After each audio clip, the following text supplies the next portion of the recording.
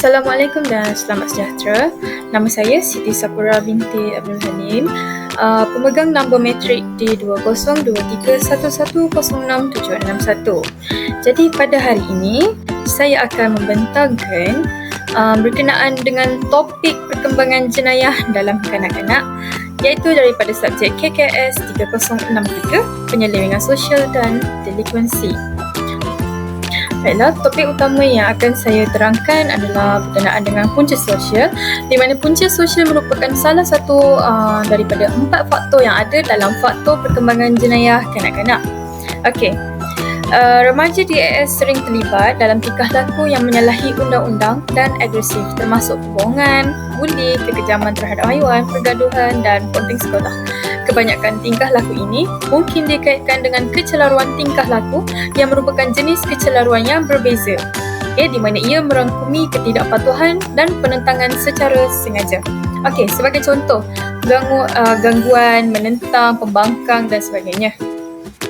Okey, seterusnya, kanak-kanak yang mengalami masalah perhatian dan hyperaktif seperti gangguan hyperaktif, kekurangan perhatian, cenderung menunjukkan tahap tingkah laku antisosial dan pencerobohan yang tinggi yang mungkin mendahului atau berlaku semasa tempoh terlibat dalam tingkah laku ini. Masalah hyperaktif dan perhatian awal tanpa pencerobohan serentak nampaknya tiada berkaitan dengan tingkah laku agresif kemudian dalam beberapa kajian. Kemurungan utama adalah salah satu gangguan yang dikaitkan dengan gangguan antisosial dan tingkah laku dalam kalangan remaja. Okey, jadi melalui punca sosial yang saya baru nyatakan tadi, kita bahagikan kepada 2 bahagian, di mana yang pertama adalah punca sosial daripada pengaruh keluarga dan yang kedua ialah punca sosial daripada pengaruh rakan sebaya. Baiklah, seperti yang saya nyatakan tadi, punca sosial kita akan bahagikan kepada 2, di mana pengaruh keluarga dan pengaruh rakan sebaya. Jadi untuk yang pertama sekali saya akan terangkan berkenaan dengan pengaruh keluarga. Untuk pengaruh keluarga kita akan bahagikan kepada 3 seksyen. Yang pertama ialah struktur keluarga. Okey, untuk struktur keluarga bukan satu-satunya faktor yang menyumbang kepada kenakalan kanak-kanak tersebut. Anak kepada ibu bapa yang bercerai juga mungkin mengalami gangguan tingkah laku remaja bergantung pada ciri, latar belakang dan umur wanita lahir.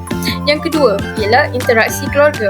Untuk interaksi keluarga, iaitu pengurusan ibu bapa yang lemah dan amalan disiplin. Hukuman fizikal lebih berkemungkinan mengakibatkan anak-anak ingkar daripada pematuhan. Dan yang terakhir sekali merupakan suasana sosial, di mana kehidupan keluarga mempengaruhi sifat ataupun peluang yang akan tersedia untuk anaknya. Baiklah, secara umumnya bimbingan ibu bapa yang konsisten akan lebih melindungi anak-anak daripada kenakalan tanpa mengira kawasan kejiranan. Jadi kanak-kanak yang dibesarkan oleh ibu bapa yang diabaikan ataupun ibu bapa yang sering menolak permintaan mereka berkemungkinan besar akan lebih dipengaruhi dengan persekitaran komuniti mereka. Jadi melalui pengabaian oleh ibu bapa, jadi kanak-kanak lebih mudah untuk terpengaruh dengan suasana sosial. Baiklah, seterusnya kita beralih kepada pengaruh sosial yang kedua, iaitu pengaruh rakan sebaya, di mana tingkah laku antisosial sangat berkaitan dengan penglibatan dengan rakan sebaya yang devian seperti keterikatan atau kesetiaan kepada rakan sebaya. Masa yang dihabiskan dengan rakan sebaya dan tekanan rakan sebaya untuk penyelewengan semuanya dikaitkan dengan tingkah laku antisosial remaja. Pengaruh rakan sebaya amat kuat dalam konteks konflik keluarga kerana kurangnya rasa hormat remaja terhadap ibu bapa mereka. Jadi perkara tersebut boleh membawa kepada peningkatan antisosial. Dan terakhir sekali, pengaruh rakan sebaya berbeza-beza bergantung juga dengan pengaruh yang dibawa oleh ibu bapa mereka. Amalan sosialisasi keluarga dan pergaulan dengan rakan sebaya yang menyimpang amat dipengaruhi oleh permulaan jenayah kanak-kanak.